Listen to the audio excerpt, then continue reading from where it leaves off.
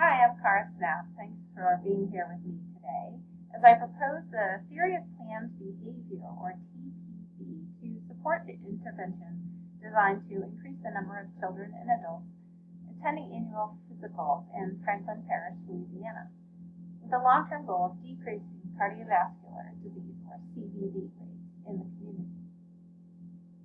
So imagine a child. Hear their laughter, see them running, see the joy, and see them in their health. And see them becoming a teenager, making some of their own choices about what to eat, what other behaviors to engage in. And eventually as an adult who has developed preventable CVD. Their health was never really important to them, they didn't feel invested in it, and they didn't have any sense of control over it.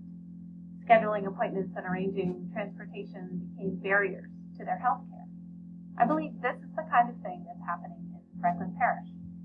The perception of limitation to healthcare is being creative. The way that TPB shapes how we deliver the proposed intervention follows. We assess individual beliefs and attitudes as well as those that are perceived to be held within the community. Those are called subjective norms. We assess the perceived control adults have regarding attending their own and their children's healthcare appointments, their intention to do so, and their actual follow-through.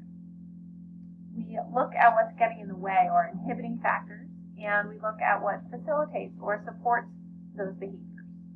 The plan is to meet them where they are, to provide them with knowledge of community resources and positive exposure to healthcare providers, to equip them with that which facilitates personal empowerment and healthy modeling for children so that they come to believe their community supports health and good parenting, of which well-child checks are a part. Parents and children experience fewer inhibiting factors. Changes in attitudes, beliefs, subjective norms, and perceived behavioral control inform intentions to increase the total number of physicals per year and eventually decrease the CVD rate in Franklin Parish. Thanks so much for watching.